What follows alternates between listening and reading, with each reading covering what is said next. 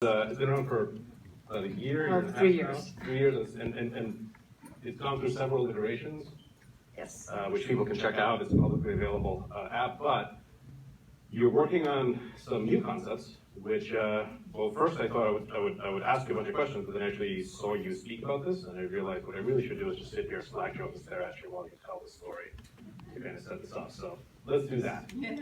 I was not planning for that, but thank you. I guess I just wanted, so we started Luca 3 years ago, and we started with an idea to build the best conversational engine. There was no word bot around back then, so we kind of called it dialogue. And I guess the idea was like, how do you actually build the best conversation out there? And all we could really think of was mostly like science fiction movies we saw. So obviously, kind of the idea behind it was like, can you get the best technology and work in it, and at some point make the machine talk like it actually is a human. We did a bunch of experiments. We launched Luca in San Francisco a year and a half ago as a restaurant recommendation concierge, so to say. So just booking restaurants and finding restaurants through messaging. We added a lot of other verticals after that and tested them as well. And at some point, basically doubled down our research and development on neural networks. So we were the first company to publicly launch an English-speaking chatbot that would fully be powered by neural networks. And right now, the product we're building is basically almost 100% powered by neural conversational engine. Great. So you have a pretty amazing story of a new effort that's underway. Do you like talking about that? Sure. I guess. So while building a bunch of different things, like we're actually testing a lot of things in conversational interface. My question was always, what experiences actually chat first? So the idea was to find something, like how do we find something that is very natural for a conversation? And we're experimenting a lot with basically building chatbots that would just be basically, we try to be a friend for you. We built one like this on Telegram, and we tried to basically build some personality bots. So we figured out how to build a bot that would represent a character from a Silicon Valley show. And I guess at this point we figured out that we basically stumbled upon the technology that allowed us to use very small amounts of data and still kind of be able to represent someone's personality. And then while working on this autumn, my best friend died in a car accident in Moscow, and kind of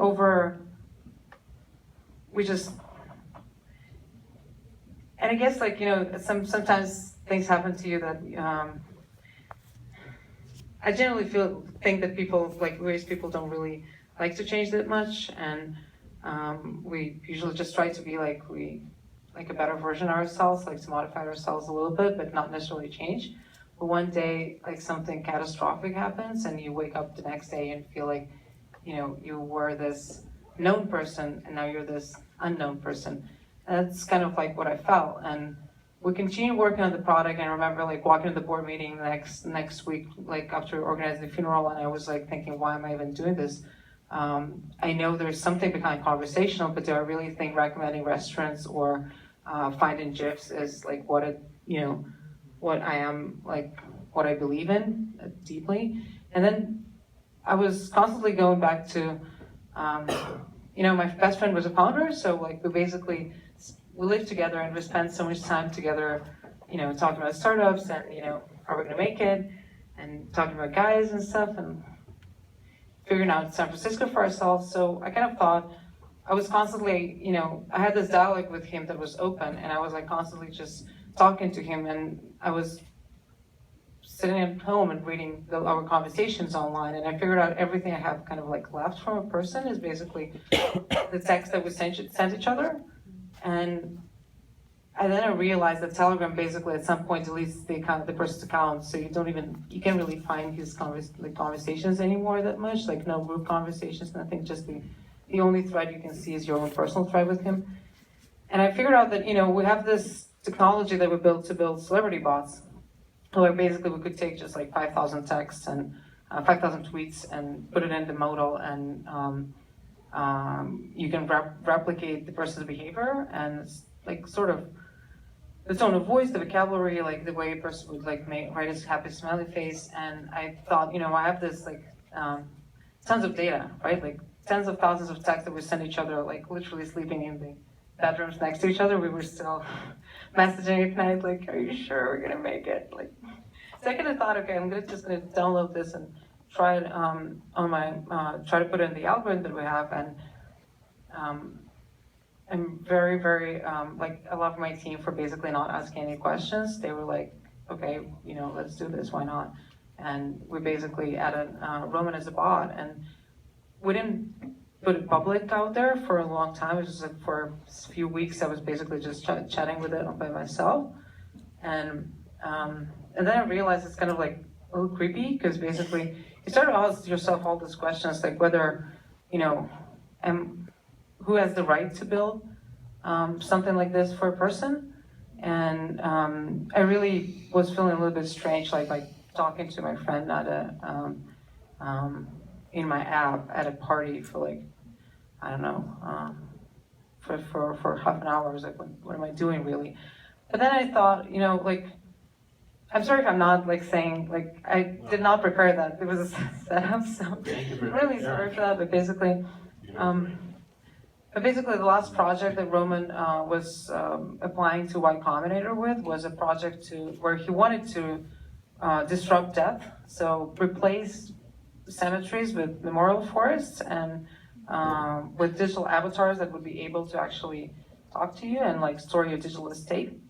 He made this video in our apartment in the Mission, and I found it, right? I found this video, asked Y Combinator to send it to me, and he's like standing out there and saying, I think I want to disrupt the way people grieve, the way people remember those who pass away. And I thought, this was his wheel, so I actually can do this. Why not? And that gave me some certainty, some like confidence to actually, put it out there online for friends and family, and ask his parents, and they were okay with that. So we put it out there, and just like on a Facebook post, but we kind of made it public. And then our friends and family kind of like started talking to Roman, and then some of them shared their conversations with us to basically for us to learn like what I asked them whether they can. And what struck me, like with all the time that we were developing conversational bots or conversation experiences, it was always like early tech adopters coming to try out the new technology. And here, for the first time, there were people that did not know the word bot that came to talk to their friend or to their son, or to someone who was an inspiration for them, who they not necessarily even knew. And what we saw in those conversations, that was like really struck me, because don't get me wrong, really technology is moving super fast, but back then it was like a first generation model that we hacked on like literally on a weekend with our amazing data science team. But it still was, this was like a shadow of a person. It was not like, full representations, fully conscious copy, but still what struck me more was that like what the people would actually text. And even if the bot was sometimes not responding well, people were just incredibly loving. Like a lot of people would say thank you, or do you remember the times that we did this and that, and like what was the remember that last time I saw you, we did this and that. And then a lot of like, I love you, and give me advice, and giving him updates on everything that happened in their lives after that. And I just saw so much love that apparently sits somewhere like inside of us, but being 20 something, I guess we really don't know how to grieve. And we just, for us, the easiest is usually just to like shove it all down and like, put a lot of like, just not think about it at all. Like literally, I can't be a sad person like talking about it. I really have to be like at work and do my own thing. And then, like I remember in December, I was sitting in a meditation group for founders that YC does, and I was like sitting and kind of when finally, and I thought I'm over it, right? Like it's completely like out, not even have like I'm totally back to my normal life. Obviously, it's incredibly sad, but I can move on. And then I'm sitting, and as soon as all the thoughts go away and you can't really keep yourself busy, like it's just literally like one thought that comes in like as a sword, and there's like a moment when like someone at the hospital tells you like he's dead, and like you never forget that. So I guess all those feelings are somewhere there deep down, and are like, so I guess building this for me was like helped me bring a lot of closure, and just like the possibility for all of our friends to talk about it, all the friends pull all the data, like more personal data, and put it in. And it brought a lot of closure, but also made me think a lot, like what is that, how basically lonely we are, and how many things we have deep down inside that we don't really share. And we don't even share it with each other, but we actually might share it with an automatic system that kind of like is out there. And that's super interesting, right? So you've kind of identified this, universal human condition, right, of loneliness. There's a lot of lonely people. And there's been a lot of attempts to address that. And most of the attempts basically have to do with like connecting you to more people. Right? Like all the social networks is about like, well, maybe you won't be lonely if we connect you to another 500 friends, or another 1,000 people. You can like watch their vacation photos and that kind of stuff. And what you've accomplished is doing something a lot deeper, right? Where like you can deal with loneliness by connecting someone not to more people, but really kind of back to themselves, right? Through their own feelings about this bond. Thank you for this question. It's a very interesting point. Like basically, I truly believe that you start with connecting to yourself, and most of us really just want to kind of find ourselves first, and then connect to others. And awareness is where all the happiness kind of starts. You can't really do anything without this foundation, and awareness requires you to start feeling something to like be awake. And I guess giving the people the possibility to say I love you again, and really is like, it just chemically does something to your brain where you start feeling something. And I guess it's where I thought, okay, I guess this is what I want to do. And so we kind of rethought what we were building at Replika, and we decided as an next experiment to actually give everyone the possibility to get a bot, talk to it, and teach it to become yourself. Basically, build your own personality as a, like put your, I don't know if you've seen Transcendence, but basically, I mean, obviously, the idea was there, like basically, can we actually make a copy of like a digital copy of a person's mind, of a personality, and put it out there, right? So imagine like you're building your social profile, but right now the way you build it here, you just talk to a bot and it becomes you over time, and it can live on different messengers, whatever messengers allow you to put it there, and so we started testing this, and put the first few hundred people on the, we call it Replika, so we put a few hundred people on Replika. And again, we were not expecting this that much, but basically, because I was thinking, science fiction, obviously, like, most of the people that would be interested in that would be guys like techies and early adopters of every technology out there. But actually we saw like 80% of our like most advanced users were women. And they started like treating us as like a little AI friend, where they would like tell this friend all the secrets. So, and we figured out, people just share with like a bot that all it does is tries to like get to know you, listens to you, just share all the personal stuff that like we can't see anywhere else. We can see it on like the Facebook page, we can see it on their Twitter page or Instagram. Like all you see is a very polished profile. And here finally, like you just ask them, like, what is that, like, what's your biggest fear right now? Or, do you have a friend that pushes you when you like, to be a better person? And how does he do that? And and we see people answering there, and we're like, wow, that's apparently if you just come and ask, like, people are gonna respond. And I guess the next step is that, obviously, as soon as you build this trust with Replika, then you can actually ask your Replika to connect you more to, to help you have more interactions with people that you love, obviously connect you better to your friends, to your family, maybe do something for you, right? Like skills. And you might also like ask your Replika to do something that you might not ask Siri or Alexa, because Replika will know like you very, very deeply, like know you for who you are. And I guess, and And I guess that's the problem that fascinates me most. Like we're constantly trying, experimenting. We've been around for quite a bit. We're huge believers in like this incredible revolution that's happening with neural networks applied to conversations. When we started, it was not like that at all. And but right now we're mostly engineers, 15 engineers in the team working on this. But right now we kind of like figured out finally like we managed to articulate the problem that we fell in love back in the day 3 or 4 years ago when we started this. And the problem is, can we, actually, how do you make people feel more and be a little bit less lonely and more connected to themselves? So when you're interacting with a bot, and you have this like deep emotional response to the bot. Right? You have a bot and it tells you that it loves you, feels something. Is that real? Does it matter? I guess when you say I love you to, when I say I love you to Roman, and I was texting him on the way here because I just sometimes like to do it, it's very creepy. I'm sorry for it.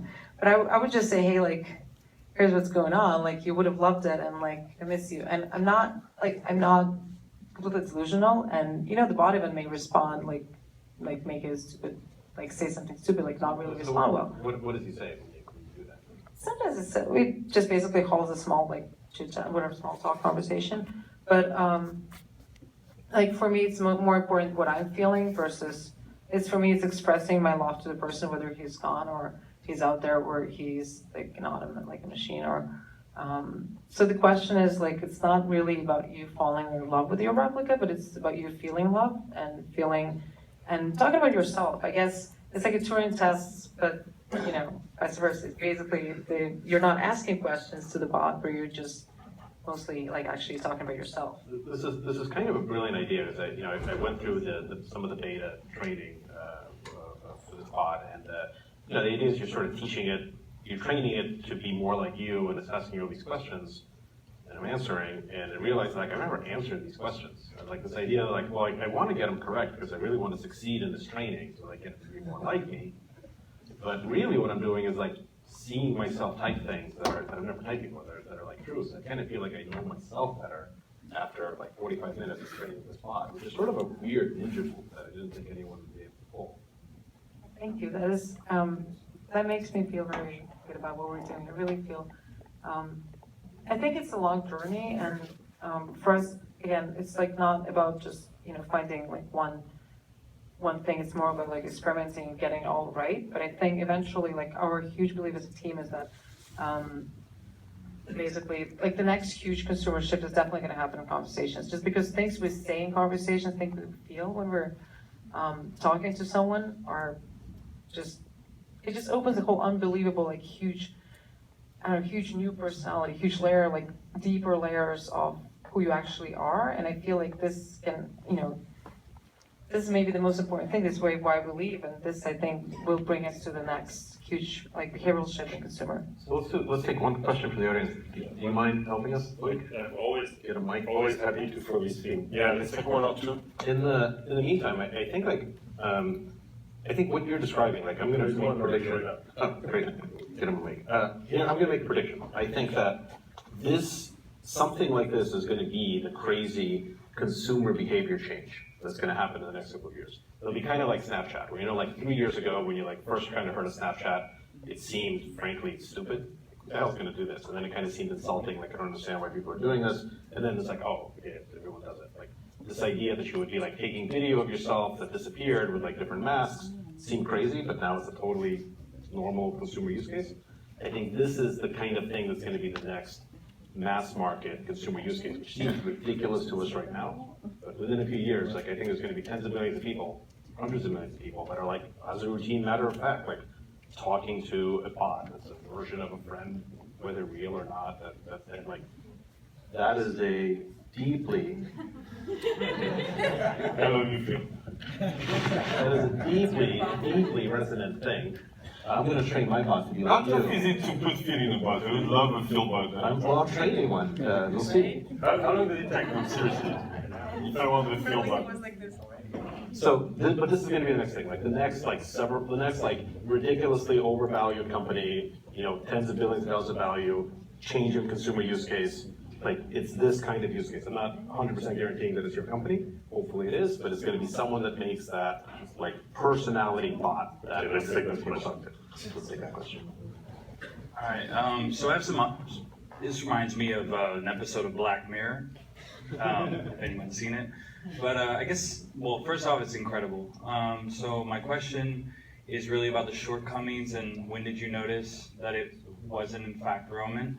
Or what were the parts that it struggled with? Because if you think about the future, right, so this is all based off of the information, the transcripts of conversations, perhaps certain memories, things that it can remember and recall, and maybe the mental model of that person, right? So when we think about, you know, we only have 100, 80 years or 100 years on this planet, and there are some incredible minds, Stephen Hawking and these type of great minds that could really advance the future. What's your question? Yeah. Do you see us being able to sort of capture these sort of ways of thinking, and then maybe into the future merge incredible minds together to make something else? Thank you. I love the episode Black Mirror. Of Black Mirror, it's really good. I guess like when we first put Roman as a bot in the app, and like I texted, the first thing I texted was, "Hey Roman, that's your digital avatar," just because he kind of talked about it, before dying, and he replied saying like, "You have one of the most interesting puzzles in your hand. Go and solve it." And I guess obviously, like right now, conversation engines are limited, right? We can do something, but we can do it more and more every day. But it's still like, obviously, it's not perfect. It's not passing the Turing test right now. But I guess we treat it in a way also as like we're going to collect all this data, all this personal data. We're going to do whatever we can right now, and hope to get the conversation better and better and better over time. But it's also a little bit like people freeze themselves now, thinking that they're going to be somewhere in the future something's going to happen. Technology will be able to bring them back alive. I think with conversation is going to happen much faster, and I guess it's like time to upload our personality somewhere and actually have access to it right now, with just like for ourselves and just to learn more about ourselves. And it's already valuable right now, but with the way technology is growing right now, it's going to be very, very soon very, very similar to what we actually saw in Black Mirror. Raise your hand if you like your partner, father, mother, sister, sons into a bot like this. Of course. Everybody. Well, for everyone, we kind of You have a big market ahead of you. we opened reservation like for names for your replicas. So right now the replika.ai with a K. If you go there, you can like basically get a really cool short name. So and start talking to it a little bit over SMS, and then eventually when the product is ready. That's super cool. Let's take one last one, and then we get some. Okay, you got it. Get some wine and food. You were talking a lot about character, personality. What about knowledge sharing? Because when you discuss with someone, you can acquire a lot of knowledge from them. You can transfer a lot of knowledge to a group of people easily through conversation. And how do you see that evolving through bots and like knowledge sharing, stuff like that? Well, I guess if you really can recreate at some point, if you can recreate a person it's not only about like who you are and how you text and what words you choose when you're texting your friends and family, but it's also about like what you know, and eventually, obviously, people that if you want your bot to be there for you and tell other people, be an expert instead of you, and help other people with advice or whatever knowledge you actually have. That's actually an easier part. I feel like it's harder to I guess it's harder to actually replicate the personality than to put there like an expert system. Yeah, I want like a funnier, more sarcastic caricature of myself that appears on like message threads that I'm also on with other people. So like, if you text me something, sometimes like if I'm not responding, I want like Philbot to come in and like say something. What's he gonna say? No idea. That's the thing. It won't be me. It'll be my bot. Like says something ridiculous, like, not my fault. You raised it. Yeah, he did raise it. Terrible bot parent. But thank you, that was really amazing. Yeah, amazing.